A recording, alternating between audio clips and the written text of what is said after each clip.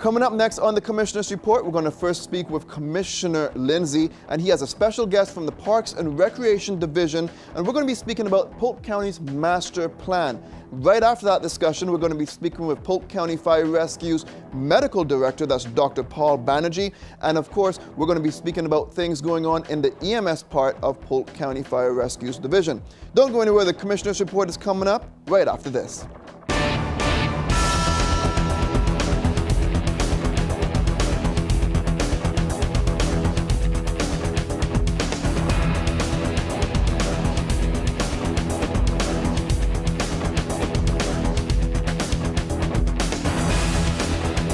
You're watching the Commissioner's Report. I'm your host, Kevin Watler, and today we're going to be speaking with Commissioner Lindsey. Good morning, Commissioner Lindsey. How are you today? Good morning, Kevin. It's a great day. Perfect. So who did you bring on today to have a conversation with?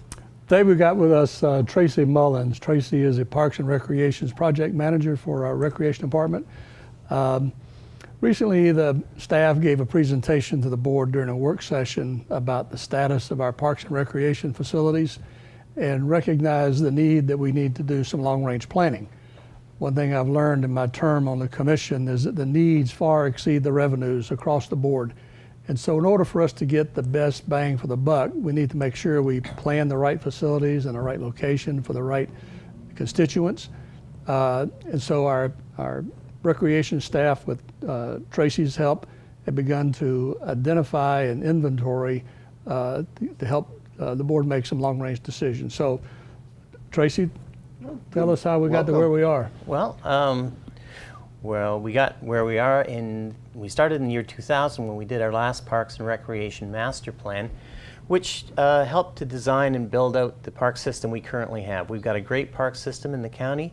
Now we have to look down the road for the next 20 years. And as you know, if you want your car work done, your automotive mechanic, the one with the best organized toolkit, gets the job better, done better and cheaper. So what we're trying to do is create a number of tools that we can use to keep our parks working and maintained well for the community for the next 10 years. So let's kind of go and explore a little bit of the process that has to go into the whole entire master plan. Well, as the Commissioner mentioned, we're doing an inventory currently. Our first step of the observation, orientation, decision, action planning process is observations, which is the inventory of what we already have. Currently, we'll be going out to the public and getting their opinion during public meetings in August, in October, and in December to get their feedback. Then we orient that information by looking towards governing documents like our comprehensive plan and the state comprehensive outdoor recreation plan and some of the environmental plans to make sure that everything we're doing complies with the law, both federal, state, local, and our ordinances. Once that's done, we will make some decisions dealing with budgetary matters and with potential projects, and then we'll write the whole thing up into the plan, which will go before the Board of County Commissioners, hopefully next June, and get their approval by ordinance. Part of this process will also revisit our relationship with the municipalities around the county and where we have some shared facilities and shared responsibilities. And we also have a great relationship with our school board. Not all the school board facilities are suitable for our whole spectrum of recreation facilities, but they are community assets, and that needs to be part of the whole deliberative process. Over the years and decades, trends and priorities change from soccer to baseball to football to lacrosse to all of those things. Dog parks weren't even probably given much consideration a decade or so ago, but now are quite popular. We also have our ATV park. So part of the process that Tracy made reference to is involving the public. What do you want in our parks and recreation spectrum of availabilities? And again, because we have limited resources, the idea is to prioritize after we go through the inventory process and the community input process. Prioritize so that as revenues become available, then we can go to our master list and say, what's next on the list that we can fund? what's next on the list that we can upgrade, rather than more haphazardly go down the road without a roadmap. This gives us the roadmap to meet the needs of the community in the decades and beyond. And Polk County is not the only place that does a master plan, correct? Oh no, master plans are done in every municipality and in every county as part of the planning process. In Florida Statute 163, it requires a level of service for Parks and Recreation, which is written up into the comprehensive plan in the Parks and Open Space element, and that gives direction to the Parks Department on how to go ahead. But all counties do them. Mm-hmm. And you wanted to say well, something? It's analogous to what we also do in our transportation network and also in our utilities. We have the same kind of master planning, so that as needs and revenues are identified, you go down the list on what's next important. And it applies that same standard to our parks and recs. Okay. And, some people may say, well, it seems to be working fine right now. What would you say to those individuals? Well, if they feel it's doing fine right now, I would suggest, and if they don't feel it's doing fine right now, I would suggest they go to the county website. On the left-hand side of their main page, there's a section that says questionnaires. Click on that. We're doing a countywide questionnaire on Parks and Recreation. Please tell us if we're doing a good job, and tell us if you're unhappy or if you have some needs that aren't being met. The only way we can improve our process is if we have citizen input. And again, we have the meetings in August, October, and December to make sure that we're keeping the community happy. Absolutely, and it may be the case too that you may be happy with most things, but there's always room for improvement. We could always improve the quality of life of citizens here in Polk County. Well, we also recognize that the spectrum of people that we're serving in the county, from seniors like myself and Tracy, to kids that are into t-ball and everything in between. So, we can't be all things to everybody, but we can do something for everybody. And the idea is to figure out what serves the most. And because of that diversity, we've got quite a diverse inventory. So it's how best can we use our limited facilities, physical facilities as well as revenue facilities. And I understand we found a way of saving some money to make sure we're not overspending on this initiative. Well, that's correct. We have the talent in-house. A lot of times counties and municipalities will hire an outside consultant to do the work, which is a very expensive proposition. Fortunately, we have the folks with the education and the talent in-house to be able to do this and have a considerable savings to the county by doing the Parks and Recreation Master Plan in-house. So we'll get it in on time, on budget. Okay. Fantastic. And we can move away a little bit from the master plan into other things going on at the park, within Parks and Recreation here in Polk County. I understand we have summer camps that are in full swing. Camp Rock kicked off yesterday, and we have we're pretty much maxed out with the number of people that can attend camp. It's going well. We have a new park going up at Walker Road. It's currently under construction. We just broke ground a couple of weeks ago. We have some recycling in parks. In Saddle Creek, we are taking out the old playground equipment, putting in brand new playground equipment there. We're also putting in playground equipment at Walker Road and at the Northeast Regional Park. So we have ongoing efforts to rejuvenate and rebuild our parks, as well as create new parks and creating facilities to meet the needs of the community as we see them. And some people may say, we have so many parks as it is, why do we need more? What would you say to them? Well, we have a continuing growing population, continuing diversity. So it's not necessarily that we are compelled to go do something, but the Commission takes pride in providing a quality of life for our residents and visitors that come through, and our winter visitors that stay with us for several months, and provide opportunities for youth, not only individual sports and activities, but also league play. I mentioned earlier about some of the kids that start off in t-ball. My boys played t-ball many years ago, and it was fun to watch them engage in a team sport where their talent was challenged. But as they grew through the system, they developed talent and understand the camaraderie of a team sports.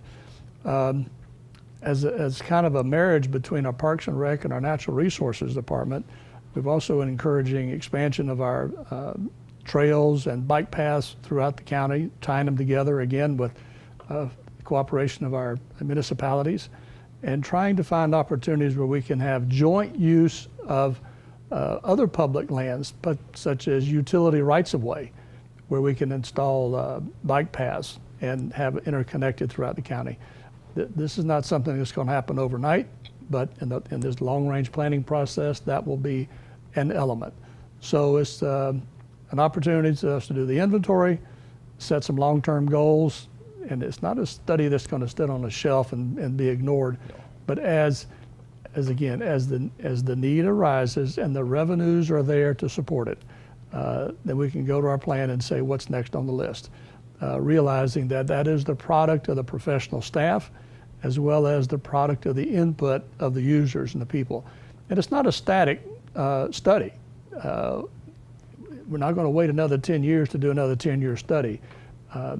Every 2 or 3 years will be like a rolling 10 years, so that as taste and activities and opportunities present themselves, we can keep it as a dynamic document moving forward. Okay. And there's a park that I actually went to that I didn't even know existed here in Polk County, and many others may not even know, but that is the ATV Boehm Valley Park. That is an awesome opportunity for people here in Polk County to go to. That was the brainchild of my predecessor, Commissioner Randy Wilkinson, a decade or more ago. And it took a lot of parts and pieces coming together for that to materialize. But with some grants from the state and the Water Management District and others, along with local matching funds, we were able to create this facility. And again, not everybody's, I ride a motorcycle, but I don't ride an ATV. But a lot of our folks do, and it's an opportunity to concentrate that activity in a defined area where it's safe, public permission to do it, rather than in a less safe manner on someone else's private property. Exactly. So it's the full spectrum of what's available for our residents and visitors. Mr. Mullins, give you an opportunity now with some closing thoughts. Well, as I said, we're hoping to get good public participation on this master plan. As the Commissioner was saying, it's an ongoing rolling process. We do this observation, orientation, decision, action process. Once the actions have been made, we go back to the beginning again. We go back to the observations. Did we do the right thing in our actions? And if we did, we move a little forward. If we didn't, we do corrections with the decisions, and so we keep cycling along every 2 or 3 years to make sure that we're delivering a product which the county would like. And as the Commissioner was saying, we have a great spectrum there, everything from going from a picnic to action adventure things like our OHV park and the pump track that's at Loyce Hart Park.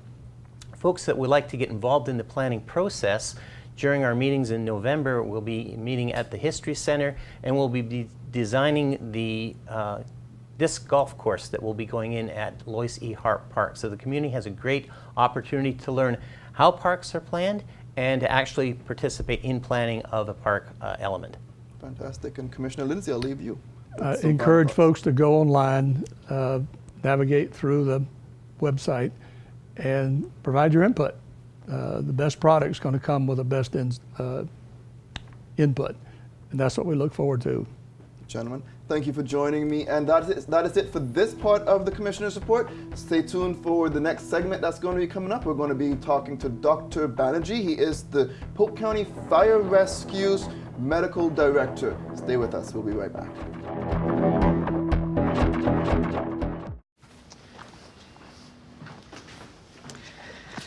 All right, I know this isn't any fun to talk about, but we should. Okay, so who's gonna do what?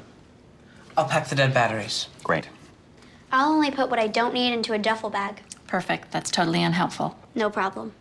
Meanwhile, I will try to comfort everyone by speaking in a calm voice. And I'll try to get the generator going without any gas. Oh, let's not forget the cell phones, which probably won't work. Right. And who is going to handle supplies? I can forget to do a list for us. Thanks, pal. Well, I think we couldn't be any less prepared. I'm proud of you guys. Talk to your kids about who to call, where to meet, what to pack. Visit ready.gov/kids for tips and information.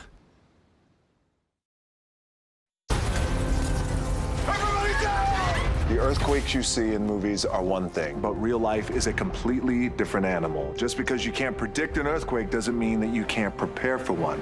In the event of a real earthquake, you should drop, cover, and hold on.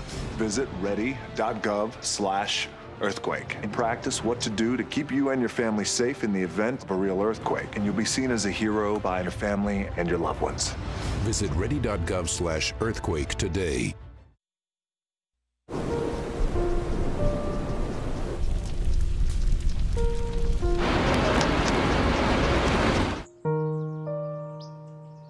Don't wait. Communicate. Make your emergency plan today.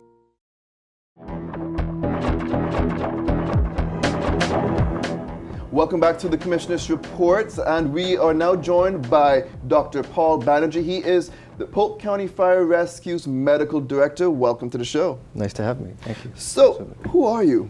I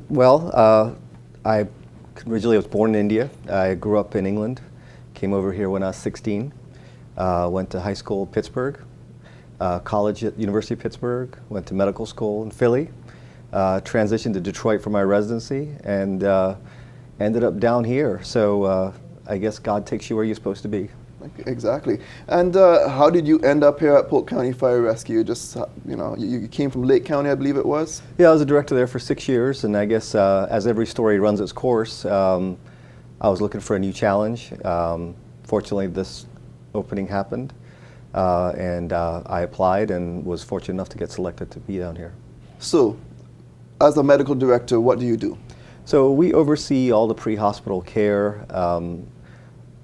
It's a very big service here. There's about 800 providers who work under me, and you kind of have to coordinate the best response that you would get for the paramedics, EMTs, first responders, when they have events that occur, trauma, strokes, cardiac arrest, what kind of actions, medications, things that they would do on scene in the event that occurs.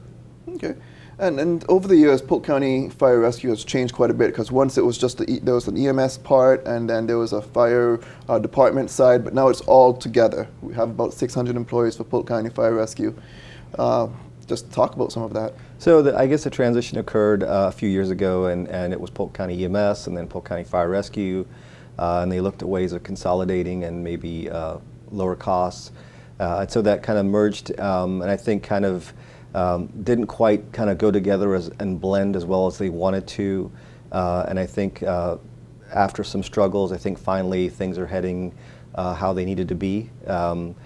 Polk County Fire Rescue is obviously a very busy practice. We have 2,000 square miles, our population 640,000.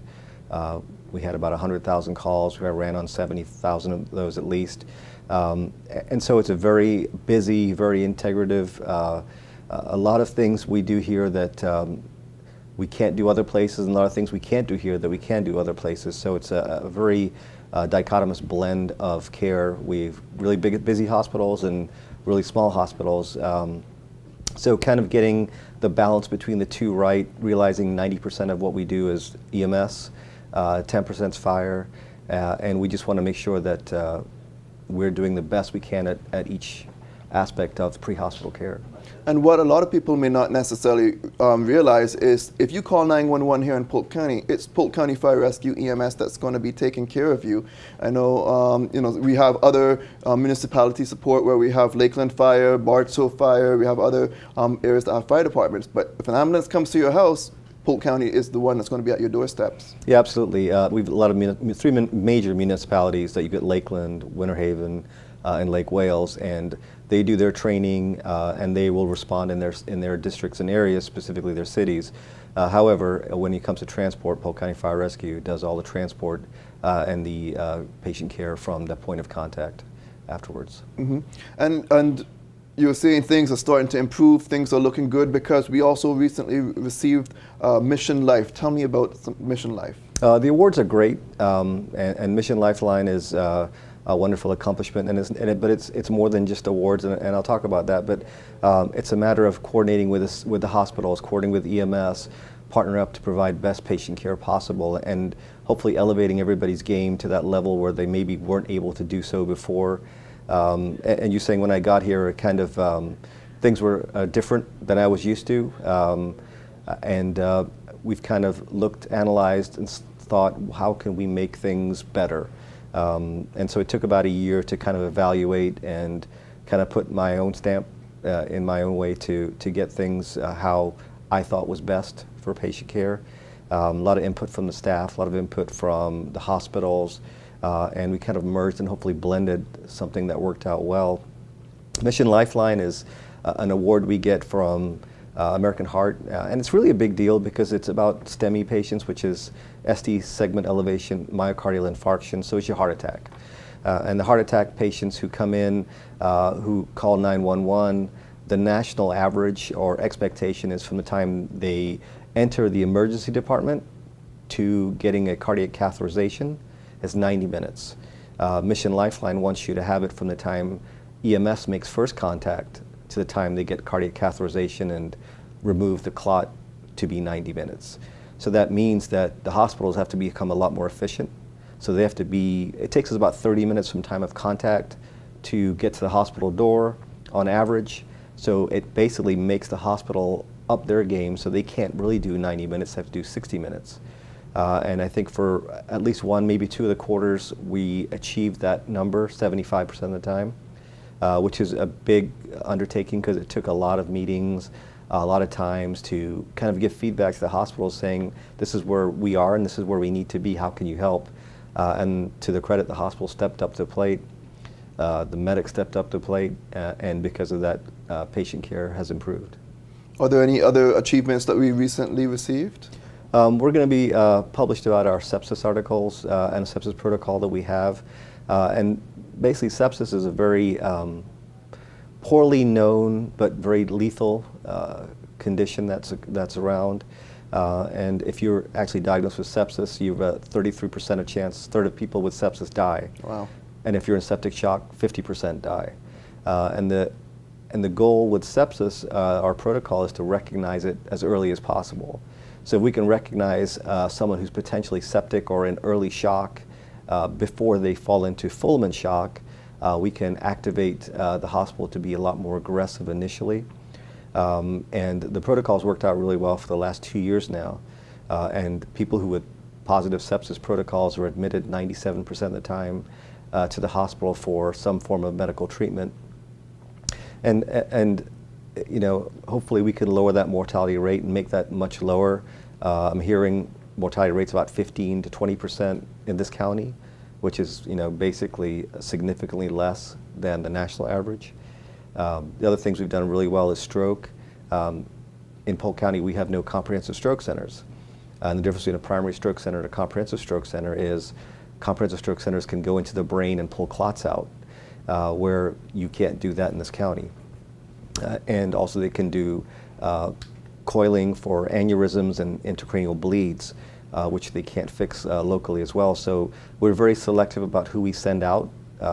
And there's basically surrounding counties that can do this, specifically Florida Hospital, Tampa General, and St. Joe's and Orlando Regional. So if you meet certain criteria, certain deficits, if you're on certain medications that you can't give Activase, which is the clot busting medication for stroke, our crews have done a great job of triaging those people, and those patients are taken to the appropriate facility to receive care that they couldn't receive locally.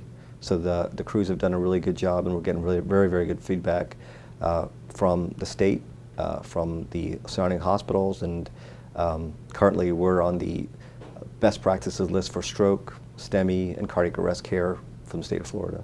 Excellent. So if an ambulance comes to your house, there are a couple of people on the ambulance. One's an EMT, one's a paramedic. What's the difference between the two? EMT basically is a a lower level of training. What they've done is, I think, 600 hours of training, and they learn all first aid, basic life support activities. Paramedics are about 1,100 hours of training. The difference is they can push medications, administer medications, do things a little more advanced level of training. That's really the major difference. But the big thing to know is that BLS, really good BLS, will save lives. So very well trained, very experienced, good EMT can make a huge difference. And BLS is a basic life support if people are not familiar with the term BLS. And how does one become a Polk County Fire Rescue paramedic? Because I know, from what I understand, you may have a title of being a paramedic, but we also have additional things you have to do in order to work as a paramedic for Polk County. So I'm a little tougher, I guess, than most, and I really want a good quality of medic to come in. So we have a good initial screening test, national standardized test that they have to pass. Once they pass that, there's another background check that we run as well. And then we do orientation. After orientation, they have about 10 or 15 rides in our ambulances with a training officer, and then they come towards a final test out with me, and I'll ask questions that basically aren't necessarily in the books, but do they understand common sense? Do they understand things they can or cannot do? So it's a lot more rigorous, and to the credit, the medics have stepped up to the plate and done a pretty good job. And moving on to another topic now, I know it's been in the press all over the place, mass casualty. Say an Orlando happened here in Polk County, hopefully not, but say something like that happens. How prepared are we? Well, we do yearly training with this. We coordinate with the EOC, with the Sheriff's Office for this. Anything that horrible ever happened, I'm sure it wouldn't be perfect. We would do the best we could under the situations. Orlando was a very difficult situation. And again, I don't think we're ever really fully prepared for it until it's really real. But hopefully the training's been enough, and we need to keep training to prepare for this to happen in the event that we can handle the worst case scenario. And I know some of it may not be set in stone, but let me pick your brain for a little bit. What are some of the things you're thinking about now that we should be implementing in order to make sure we are the most prepared for any type of mass casualty event? I think continuous training, understanding your roles, triage, incident command, being able to control a scene, being able to utilize our resources, not overburdening resources. In Orlando, when they had that mass casualty, 90+% went to one hospital. Kind of probably would have overburdened that hospital, and maybe we would have done hopefully better triage to not have to overburden one facility specifically. So I think basically continuous training, incident command training, realizing to use our resources, not overwhelming a specific hospital itself. But I think you're never really prepared till you really get there, but hopefully you have enough insight and repetition that you've been going through with the training that you will know how to handle a very difficult situation like it was. And anything else going on in the EMS world that you would like to share? Well, we're getting a new fire chief, which is kind of cool. So hopefully that all works out well. The great thing about being here in Polk County is that I have a great boss. Mr. Hester has been phenomenal. Mr. Freeman's been great. The county commission have really stepped up their plate and really done a very supportive job for Polk County Fire Rescue. We've done and been given the ability to do things we would never do before, so we're very fortunate. I've got a great EMS chief with Mr. Rafatone, and my training officers are doing a great job. So we're not where we want to be. We're getting there. Hopefully in a couple of years we'll be the elite. We're heading in the right direction. We're not perfect. We still make a lot of mistakes, but we're working on that, and I promise you in a couple of years we'll be the elite when it comes to pre-hospital medicine. Absolutely, and there's no perfect agency, but we could strive to make sure we're doing everything we need to do in order to protect the lives of the residents and citizens here in Polk County. Absolutely, there's nothing more important. Well, thank you for joining me. That is the end of this installment of the Commissioner's Report. See you again next time.